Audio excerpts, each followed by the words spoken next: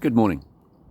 A strange day yesterday, full of incidents, and I want to put it down so that it's logged here in my video trail, even if I don't post it. I committed a crime yesterday, a crime of violence. I committed an assault on another human being.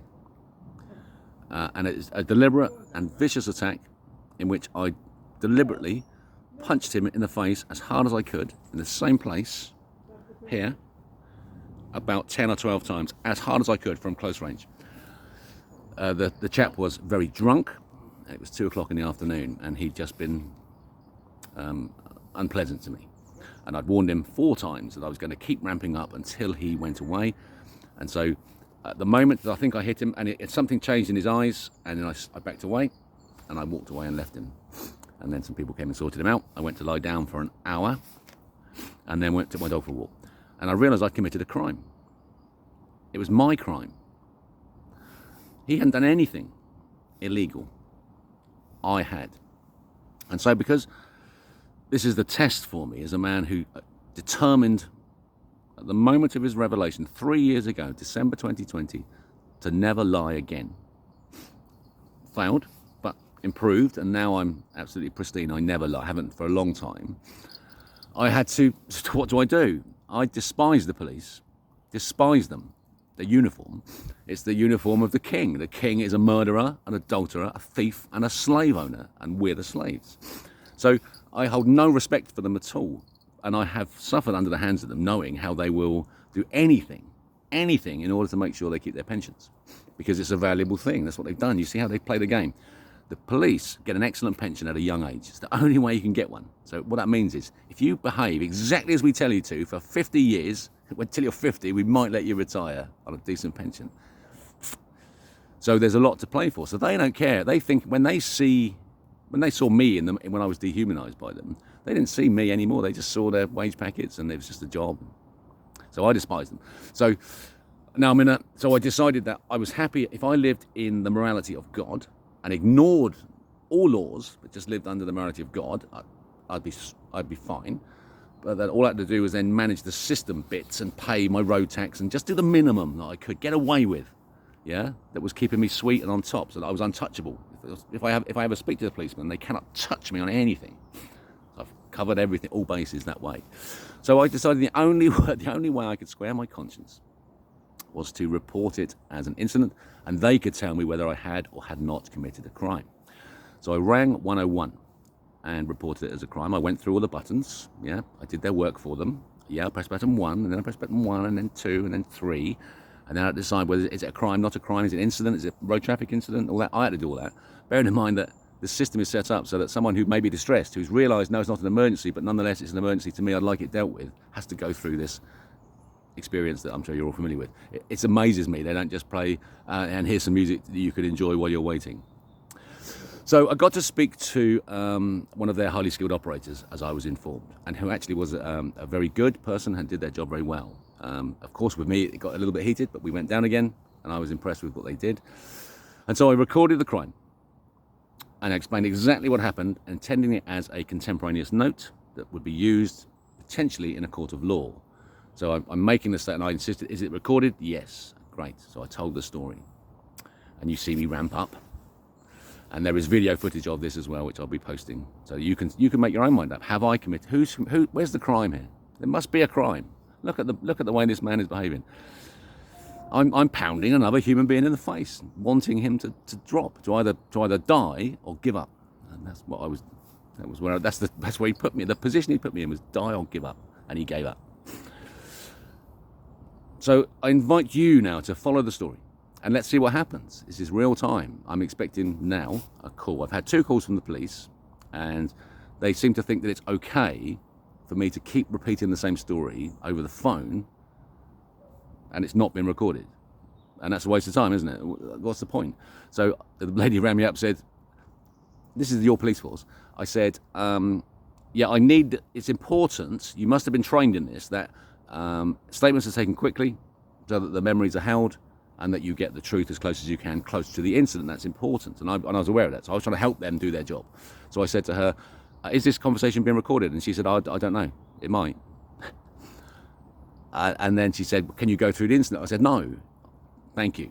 There's no point. It's quite detailed. I'm not only doing it once, yeah.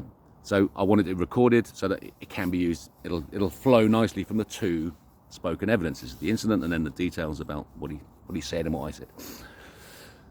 And she started to insist, and then I insisted. And I said no.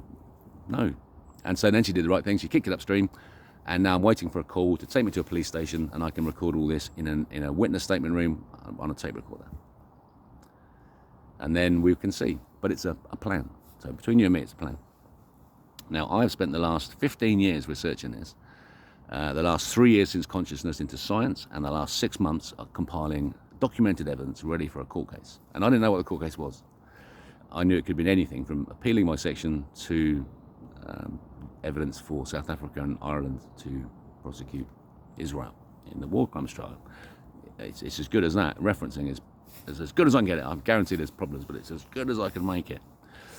So my plan is to insert that evidence as my defence. I want them to prosecute me. I'm going to insist they do. If they say there was a crime, but nobody's complaining and we're not going to do anything about it, I say, well, I'm going to complain. I say, I'm making a complaint. The system has put me in a position where I have committed a crime. And I insist that crime is prosecuted. Otherwise, the law is wasted. It either is or is not a crime. If it is a crime, it must be prosecuted. It must be prosecuted correctly. It must be justice. It must be seen to be done. If at the end of this process it's revealed that, in fact, he had a point. I had a point. But so did the poor guy that I was punching. Yeah? Look around in the country in which you live. How many people like that can you see who they've just smashed Stella tins into their faces? Like, imagine a tube of Stella extending round the planet 20 times into their mouths and piss coming out of their body. That's all they are. They are an alcohol processing plant, and the product is fucking moronic stupidity. I can understand a word this man said. The only thing I could understand he said was, "That's your opinion." I wonder why that was the loudest voice that he could say. But I know that when I was punching this man, I had Christ in my heart. The love of Christ was in my heart when I was punching him, because as a parent, sometimes you have to slap a child. You have to. You don't have to hit them hard, but there must be a break, a warning that this behaviour stops, and that they jump. They just jump when you do it. Because they're not expecting it. And that's the moment you then step in with the redirection and the love, and you correct the detail, you step in with the love, and you push them in the right direction. Now, if you catch it right as a parent, that's how you do it. That's called parenting. Yeah, you're not frightened that the child's going to stop loving you just because you slapped it on the legs. What they love is boundaries. A child loves boundaries. If you can give a child boundaries and cement them in place with love, that child grows up to be a wonderful adult, a wonderful human being.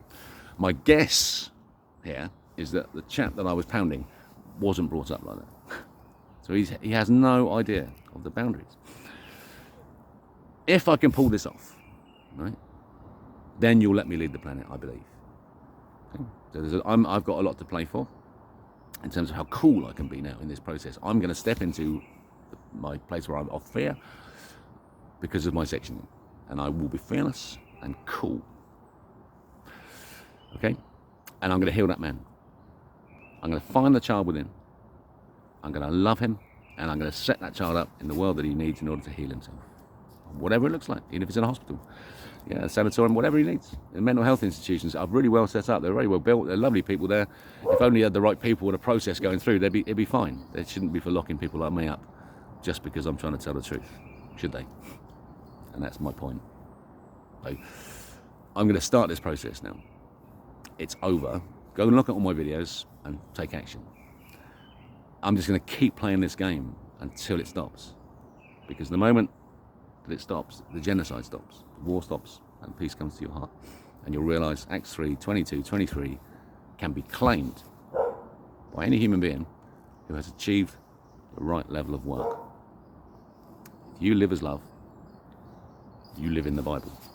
If you live in the Bible, you live where all the truth is. If you live where the truth is, you stand where Christ stands. Christ is God. He lived with us and told us stories. I've told you stories. I'm not Christ. I'm not a Messiah. Yes, all right. I'm a very naughty boy. Welcome to New Earth.